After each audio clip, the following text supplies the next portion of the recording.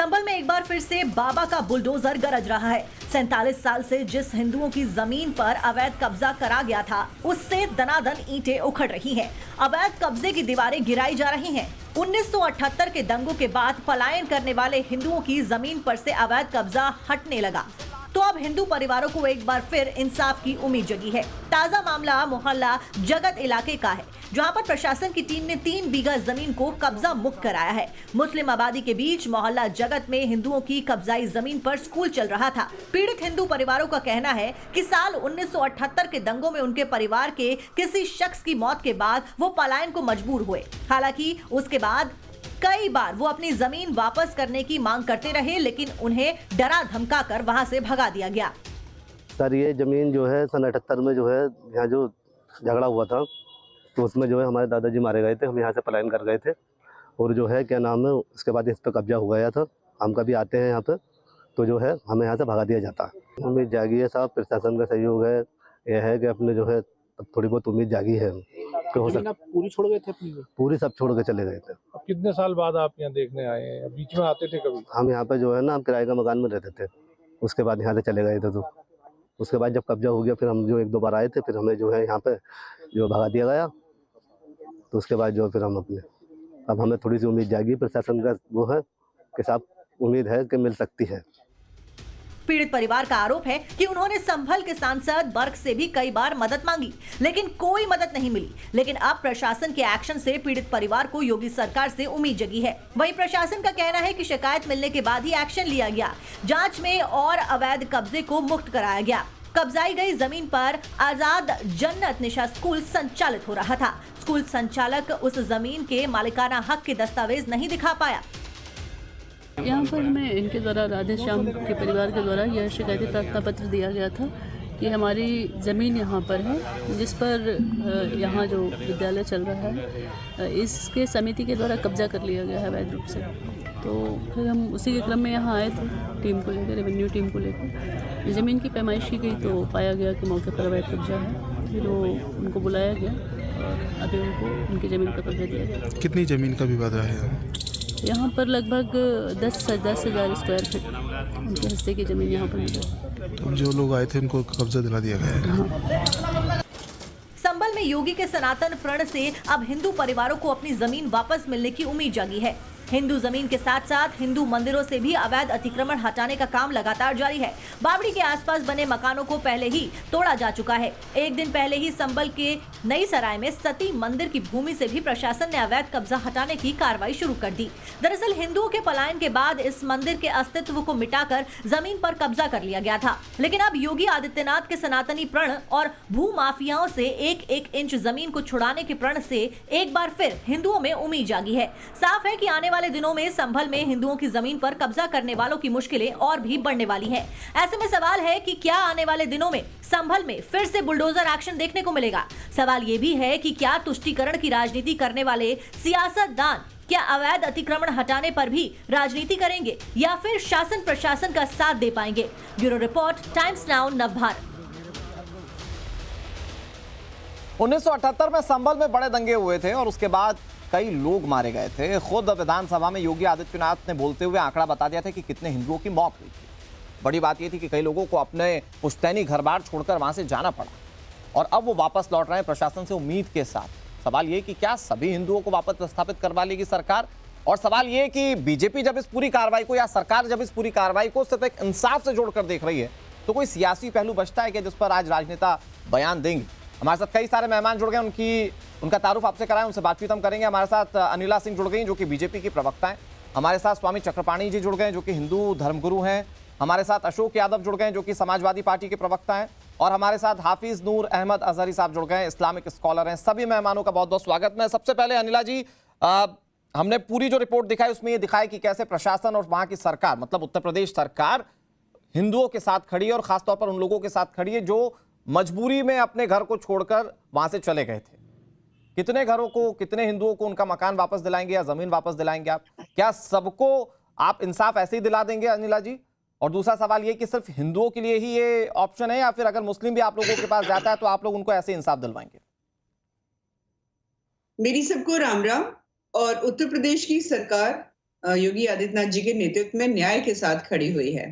और जब न्याय की बात आती है, जो कि हमारा संविधान भी कहता है कि हर एक नागरिक को न्याय मिलना चाहिए, तो अन्याय अगर हिंदुओं के साथ है तो वो हिंदुओं के साथ खड़ी है। कल को अगर मुसलमानों के साथ किसी प्रकार का अन्याय होगा तो उत्तर प्रदेश की सरकार योगी आदित्यनाथ जी के नेतृत्व में उनके साथ भी खड़ी हुई दिखाई देगी। क्योंकि हम लोग जो है तुष्टिकरण की राजनीति तो करते नहीं है, हम संविधान को मानते हैं और अपनाते हैं। परंतु जो लोग संविधान की किताब लेकर घूमते रहते हैं, उनसे ये पूछना चाहिए क्या संविधान को आपने माना? अगर संविधान को आप मान रहे होते तो धर्मनिरपेक्ष शब्द जो है आप प्रियम्बल में लेकर नहीं आते। संविधान को अगर आप मान रहे होते तो आप प्लेसेस ऑफ वर्शिप एक्ट नहीं लेकर आए हुए थे। संविधान को अगर आप मान रहे होते तो आप माइनॉरिटी के ऊपर मिनिस्ट्री नहीं बनाते, क्योंकि संविधान में तो उसकी कहीं चर्चा है ही नहीं। अगर आप संविधान को मान रहे होते तो आप वक्फ एक्ट को और ज्यादा एम्पावर नहीं करते। तो अन्याय तो आपके द्वारा निरंतर हिंदुओं के ऊपर हुआ है। अगर आज हिंदुओं को न्याय मिल रहा है तो मुझे लगता है कि तो ये जो न्याय मिलेगा ये सभी हिंदुओं को मिलेगा जो कंप्लेन करेंगे। संस्कृति एक दूसरे से जुदा नहीं है। मतलब हम मानकर चलें कि संभल जो है वो सनातन का एपिसेंटर बनने जा रहा है। हिंदुओं को वहां पर न्याय मिलेगा। जो कुछ साल पहले, तकरीबन 47 साल पहले जो उनके साथ अन्याय हुआ, अब उस पर उनको न्याय मिलने जा रहा है। हम ये मानकर चलें सभी हिंदुओं को। अनिला जी, जैसे कि मैंने शुरुआत में कहा अनुराग जी कि हमारी सरकार न्याय के साथ खड़ी है। अगर कहीं पर किसी और जाति और धर्म के लोगों को किसी भी प्रकार का अन्याय का सामना करना पड़ेगा तो हम उनके साथ खड़े हुए मिलेंगे। मैं आपके पास एक बार फिर से आ रहा हूं। अनिला जी, मैं फिर से आ रहा हूं आपके पास। अजहरी साहब और अशोक यादव जी की बारी है। ठीक है, बाद भी हमने देखा कि किस प्रकार से सनातन को, हिंदुओं को टारगेट किया गया है। अब एक भगवाधारी ने जिम्मेवारी ली है तो हमें तो खुश होना चाहिए। ठीक है मैम, ओके। क्योंकि आपने भगवाधारी कह दिया तो उसको थोड़ा सा आपने हिंदू वाला टच देने की कोशिश की, लेकिन मैं आपके इंसाफ वाली बात पर अजहरी साहब से सवाल पूछता हूं। अजहरी साहब, इंसाफ की मुखालफत तो कोई नहीं करेगा सर, इंसाफ तो सबको मिलना चाहिए। आप हकदार हैं, मैं हकदार हूं, अशोक जी हकदार हैं, चक्रपाणी जी हकदार हैं, अनिला जी हकदार हैं, तो हिंदुओं को इंसाफ मिल रहा है तो कोई दिक्कत तो नहीं है संभल में? अब सबसे पहली बात यह है कि माननीय योगी जी हमारे प्रदेश के मुख्यमंत्री हैं।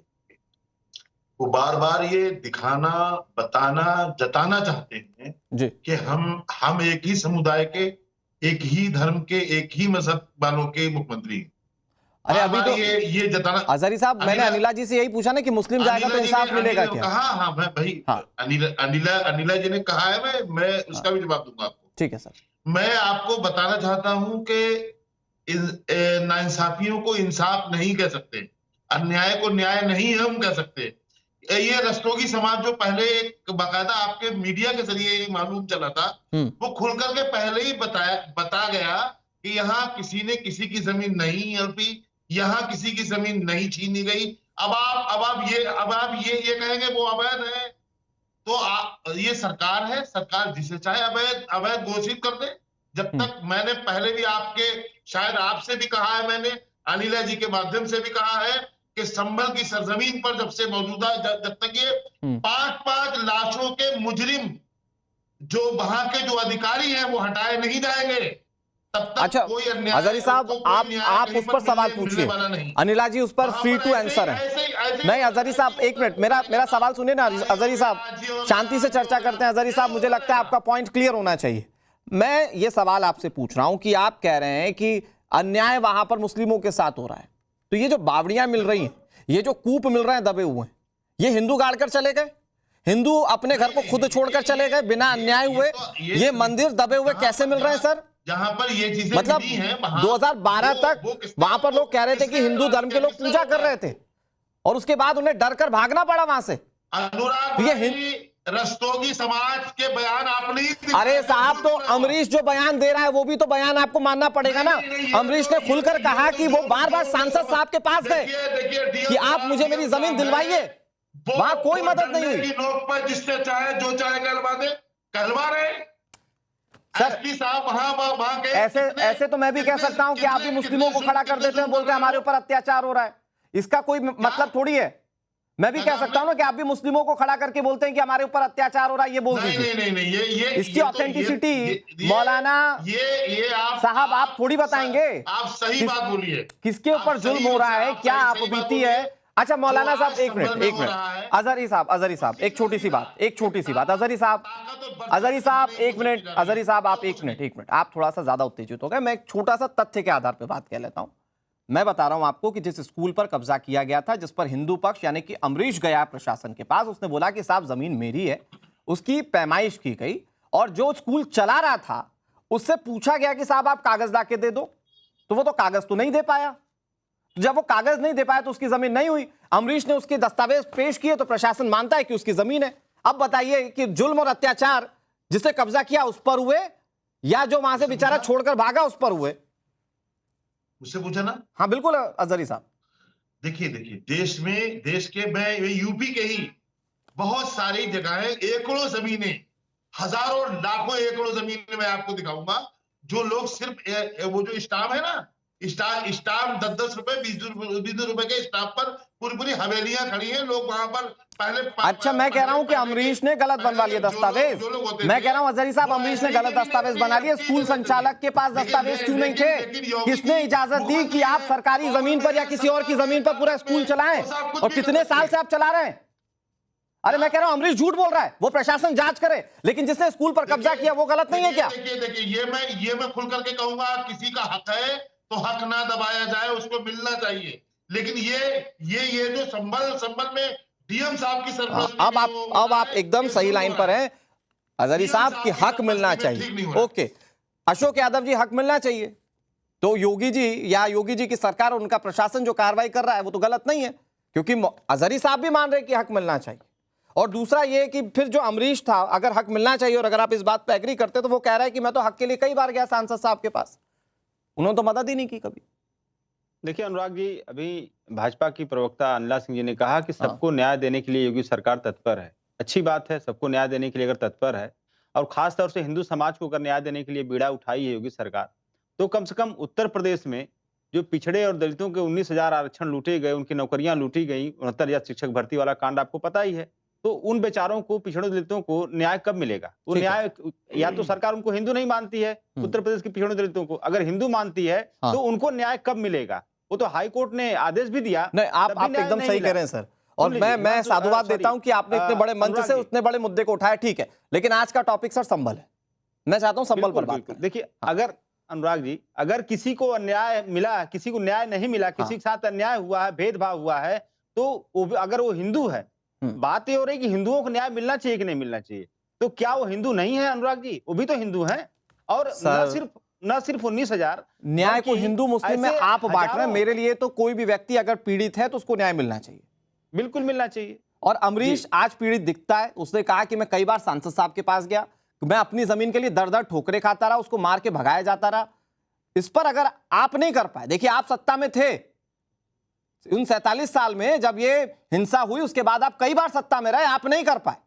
आज की मौजूदा सरकार इंसाफ दिला रही है अमरीश को, तो उसको तो आप कम से कम सपोर्ट करेंगे ना कि इस पर भी सियासत ढूंढेंगे? नहीं अनुराग जी, मैं सियासत नहीं कर रहा हूं, मैं तो कह रहा हूं कि सबको न्याय मिलना चाहिए, चाहे अमरीश हो या वो 69,000 वाले हों या जो भी व्यक्ति है। उत्तर प्रदेश में अगर कोई हिंदू समाज का व्यक्ति को अगर न्याय दिलाने के लिए सरकार कमर कस रही है तो उन सारे लोगों को न्याय मिलना चाहिए, और जो बहुत देर से न्याय के लिए खड़ा उसको भी न्याय मिलना चाहिए। मतलब ठीक है, मतलब अशोक जी कह रहे हैं कि जो संभल में हो रहा है वो ठीक कर रही है सरकार, न्याय मिलना चाहिए, न्याय मिल रहा है तो संभल में ठीक कर रही है सरकार। मैंने कहा कि जब न्याय देने के लिए सरकार ने कदम उठाया है, अरे सर तो कम से कम जिनके साथ अन्याय हुआ, मुझे बताइए। अच्छा एक बात बताइए, के साथ अन्याय हुआ, मुझे एक बात बताइए। अच्छा एक मिनट अशोक जी एक मिनट, अभी दिवाली का मौका गया हाल फिलहाल में, मान लीजिए कि आपको दिवाली में घर में पुताई लगवानी, मतलब घर की सफाई करनी है, एक बार में पूरा घर साफ कर लेंगे? एक एक करके पुताई होगी ना, पहले हो सकता है आप हॉल की पुताई करें, फिर हो सकता है अपने ड्राइंग रूम की पुताई करें, हो सकता है फिर उसके बाद वॉशरूम की पुताई करें, फिर उसके बाद हो सकता है छत की सफाई करवाएं, एक एक करके करेंगे ना। आज जिससे न्याय मिल रहा है कम से कम उसकी बात तो कीजिए। देखिए अनुराग जी, ये न्याय जिस न्याय की आप बात कर रहे हैं ना, हाँ, ये न्याय नहीं मिल रहा है। अगर आप actual now you are on the point, नहीं मिल रहा है। हाँ, ये न्याय अगर योगी सरकार देने की इतना इच्छुक रहती तो 2017 से योगी जी मुख्यमंत्री है ना, आज से तो है नहीं, पूरा 5 साल कार्यकाल बीत गया। और ये न्याय की उनको तब जरूरत पड़ी जब 4 जून को वो 62 से 33 पे आ गए, तब उनको लगा कि अरे यार ये तो हमारा जो पीडीए का आंदोलन, जो समाजवादी पार्टी का आंदोलन बहुत बड़ा हो गया है। अब हमारे पास एक रास्ता बचता है, स्यूडो हिंदुइज्म, स्यूडो सनातनिज्म और स्यूडो नेशनलिज्म। ये छद्म राष्ट्रवाद, छद्म हिंदुत्व, छद्म सनातनी, इस टाइप का उनको मार्केटिंग करने के लिए इस तरह से तमाम जो है चीजें खोदी जा रही हैं। अच्छा। और तमाम चीजों को न्याय के श्रेणी में लाके खड़ा किया जा रहा है। मतलब आप कह रहे हैं, मतलब अशोक यादव जी, एक मिनट, मैं अनिला जी इस पर आपको ही जवाब देना। चक्रपाणी जी महाराज आपके पास आ रहा हूं। अशोक यादव जी थोड़ा सा अपनी जो बात करें उसको जस्टिफाई कर लें। मतलब आप ये कह रहे हैं कि इन्होंने न्याय नहीं दिलाया गरीबों को, तो इसलिए वोट परसेंट कम हो गया, यही कह रहे हैं अशोक जी? या वोट नंबर्स कम हो गए, है ना? तो फिर तो आप सत्ता से बाहर हो गए, आप तो सत्ता से बाहर हो गए ना सर जी। तो इसका मतलब ये आपने कईयों के साथ न्याय नहीं कर पाए। आप तो सत्ता में थे, आपकी जिम्मेदारी बड़ी थी, बीजेपी से ज्यादा सत्ता में रहे आप। हम लोग सत्ता से बाहर हुए, जनता ने हमें सत्ता से बाहर किया। मतलब तो आप अन्याय कर रहे थे या न्याय नहीं दे पा रहे थे इसलिए बाहर हो गए? जनता को लगा कि योगी सरकार हमको न्याय देगी, तो जनता ने उनको लाया सत्ता में। वो न्याय दे रहे नहीं दे रहे, देखिए आपने तो घोषित कर दिया कि ये नहीं दे रहे। जनता को क्या लगता है वो जनता मैंडेट में बताती। मुझे आप समाजवादी पार्टी का बताइए। समाजवादी पार्टी मतलब जस्टिफाई नहीं कर पाई, जस्टिफिकेशन नहीं दिला पाई, इसलिए सत्ता से बाहर हो गई। बस एक बार हाँ या ना में बता दी, मैं अनिला जी से आपकी सारी बातों का जवाब लूंगा। देखिए, हम लोगों ने प्रदेश के साथ इतने बड़े बड़े प्रदेश को हमने योजनाएं दिया, मतलब लेकिन योजना देने के साथ न्याय नहीं कर पाए। मतलब अशोक यादव जी न्याय नहीं कर पाए। कल्पना नहीं किया होगा अनुराग जी, न्याय नहीं कर पाए आप जनता के साथ। कल्पना नहीं किया होगा। हमने You couldn't justify yourself what you said। आपने कहा कि आप न्याय नहीं दे पाए, किसी ने कल्पना भी नहीं किया होगा। हमने आईटी सिटी लखनऊ बनाया, क्या कोई बनाएगा? अशोक यादव जी, हमने तमाम मिल्क प्रोक्योरमेंट प्लांट ये लखनऊ जितने भी बनाया, क्लिप क्या कोई होते हैं, बनाएगा? अशोक यादव जी जितने भी क्लिप होते हैं, आप लोग सम्मानीय गेस्ट हैं, ये सब ट्विटर पे जाता है। एक बार सुनिएगा आपने क्या बोला है, एक बार खुद सुनिएगा। अनिला जी वो कह रहे हैं छद्म राष्ट्रवाद और छद्म हिंदूवाद है जिसके चलते ये संभल में हो रहा है, जस्टिफिकेशन नहीं लग रहा उनको नहीं लगता कि ये इंसाफ हो रहा है। अनिला जी प्लीज। अनुराग जी, सबसे बड़ी बात तो ये है कि इन लोगों को एक बात समझ लेनी चाहिए कि भारत जो है एक लोकतांत्रिक व्यवस्था पे चलता है, और लोकतंत्र में 5 वर्ष में बटन दबाकर जो वोटर होता है वो तय कर देता है कि यहाँ पे छद्म व्यवस्था चल रही है या लोकतांत्रिक व्यवस्था चल रही है। इन्हीं के बिग ब्रदर सेंटर में और यंगर ब्रदर उत्तर प्रदेश में कांग्रेस पार्टी, राहुल गांधी जी क्या कह रहे हैं कि हमारी लड़ाई केवल भारतीय जनता पार्टी से नहीं है, हमारी लड़ाई केवल आरएसएस से नहीं है, हमारी लड़ाई जो है वो इंडियन स्टेट से है। आप समझ रहे हैं इसका इम्प्लीकेशन? अखिलेश यादव जी ने प्रेस कॉन्फ्रेंस की क्या? अखिलेश यादव जी ने कोई ट्वीट किया क्या? इंस्टाग्राम पर कोई रील डाली क्या? फेसबुक पे लाइव हुए क्या? कि क्या है? मैं तो यही मानूंगी ना कि अखिलेश यादव जी की भी लड़ाई इंडियन स्टेट से है। तो अब आप बता दीजिए, जो लोग भारत से ही लड़ाई कर रहे हैं, आप जो इंडोर्स कर रही हैं मैम, जिसको आप कह रही हैं कि इंसाफ की लड़ाई है, वो कह रहे हैं कि ये छद्म हिंदूवाद है। ये इनकी मानसिकता है। मैं कह रहा हूँ वो जो टर्मिनोलॉजी आपके लिए इस्तेमाल कर रहे हैं, छद्म हिंदूवाद, जो आप सिर्फ वोट बैंक के लिए करते हैं, इस पर जवाब दीजिए। मैं उनको नहीं लगता कि आप इंसाफ दिला रहे हैं हिंदुओं को? इनके कहने से क्या होता है? ये वही नहीं, लोग हैं ना, अगर माननीय योगी जी खड़े होके हाई कोर्ट के आदेश को, माननीय हाई कोर्ट के आदेश को, पिछड़ा वर्ग आयोग के आदेश को झुठला देते हैं, कहते हैं नहीं 69,000 शिक्षक भर्ती में कोई लूट नहीं हुई, इसका मतलब कि उनके संज्ञान में, उनको संज्ञान में रख के लूटा गया ना पिछड़े दलितों का आरक्षण। तो ये बताएं कि उन हिंदुओं को न्याय कब मिलेगा? वो तो बेचारे उनकी नौकरी चली गई, उनका परिवार सड़क पे आ गया, तो उन्होंने भी तो, पिछड़ों दलितों ने भी तो योगी सरकार को वोट दिया था, तो उनके साथ अन्याय क्यों हो रहा है? आज सवाल हम लोग पूछ रहे हैं। ठीक है 2020-21 जल्दी से जवाब दीजिए मैम, फिर मैं उसके बाद चक्रपाणी जी महाराज के पास जाऊंगा। भर्तियों में अनुराग जी हर 5वां व्यक्ति भाजपा ही है। ठीक है, हर 5वां व्यक्ति भाजपा मंत्रियों का रिश्तेदार है, हर 5वां व्यक्ति उनके अधिकारियों का रिश्तेदार है। बाकी हमारे पास क्यों अन्याय हुआ? ये सारे सवाल खड़े होते हैं। मिल्कीपुर में भी दे देंगे। ठीक है, तो आप लोग कितने न्यायप्रिय हैं, कितने न्याय के द्वारा आप कार्य करते हैं, आपकी कार्यप्रणाली रही है, उसका उत्तर समाजवादी पार्टी को दे दिया उत्तर प्रदेश की जनता ने। मतलब वो ठीक भी है। मतलब अशोक यादव जी देखिए, अनिला जी जो बात कह रही हैं वो ठीक इसलिए भी है क्योंकि आप कह रहे हैं कि बीजेपी को जो हुआ वो लोकसभा इलेक्शन में पता चल गया, तो फिर जो उपचुनाव में हुआ जाहिर बात है कि हो सकता है जनता ने आपको जवाब दे दिया हो। ठीक है, मैं आप दोनों के पास आऊंगा, इस पर नहीं उलझते हैं। उपचुनाव को आप मैंडेट मानते हैं क्या? सवाल तो ये उठता है। उपचुनाव मैंडेट नहीं था। मैं कहता हूं कि मैं ये कहता हूं समाजवादी पार्टी उपचुनाव मानती ना हो, उपचुनाव को चुनावी ना मानती हो। ठीक है अशोक जी, अशोक जी दुनिया ने देखा। ठीक है चक्रपाणी जी महाराज, अजहरी साहब आप जो हंस रहे हैं मैं उसकी वजह आपसे पूछूंगा, लेकिन चक्रपाणी जी महाराज, अजहरी साहब ने ये कहा कि संभल में जो हो रहा है उसमें मुस्लिमों को दबाया जा रहा है, उसमें मुस्लिमों पर अत्याचार हो रहा है। तो ये टर्मिनोलॉजी को आप कैसे समझ पा रहे हैं? क्योंकि अमरीश निकलकर सामने आ रहा है, वो कह रहा है कि मैं जब यहां पर अपनी जमीन को क्लेम करने आता था तो मार के भगा दिया जाता था। हिंदू मंदिर निकल रहे हैं जहां हमारे बजरंगबली कई सालों से पूजा नहीं उनकी हो पा रही थी, वहां पर कूप मिल रहे हैं, बावड़ियां मिल रही हैं, लेकिन अत्याचार हो रहा है तो मुस्लिमों पर हो रहा है, जो संभल में हो रहा है, जो अजहरी साहब कह रहे हैं। चक्रपाणी जी महाराज, देखिए अनुराग जी, मुगलों ने, अंग्रेजों ने, फिर सेकुलर सरकारों ने एक ऐसी धारणा बना दिया था कि कब्जा बेईमानों के लिए बना दिया था कि कब्जा सच्चा और कागज झूठा, और इसमें कहीं ना कहीं न्याय पर अन्याय हावी हो जाता था, इसीलिए बेईमानों को बल मिलता था, जिसका परिणाम जो है संभल नहीं पूरे देश में देखेंगे कि लोग अवैध कब्जे कर लेते हैं, किसी के सीधे साधे व्यक्ति के जमीन पे, हिंदुओं की जमीन पे कब्जा कर लेते हैं और वो दिखाते हैं। लेकिन अब ये न्याय की सरकार कहीं ना कहीं माननीय योगी आदित्यनाथ जी ने अवैध कब्जे को हटा करके जो कागज में जिसका सही में उसका वो है, जो एक परंपरा से चली आ रही जिसकी जमीन है, उसको न्याय देने का काम किया है। ये निश्चित रूप से इससे न्याय की स्थापना होगा। हमारे अजहरी साहब, मौलाना साहब से मैं निवेदन करना चाहता हूं, आप तो धर्म गुरु हैं, आपको कम से कम न्याय की बातें करनी चाहिए। आप इस तरह से उनका समर्थन करके अवैध लोगों का आप अन्याय की तरफ जा रहे हैं, आप कहीं ना कहीं बेईमानों को प्रश्रय दे रहे हैं। ये बात बिल्कुल ठीक नहीं है अजहरी साहब, आपको धर्म गुरुओं के लिए शोभा नहीं देता। आप इसको हिंदू मुस्लिम न करिए, आप इसमें विक्टिम कार्ड खेलना बंद करिए।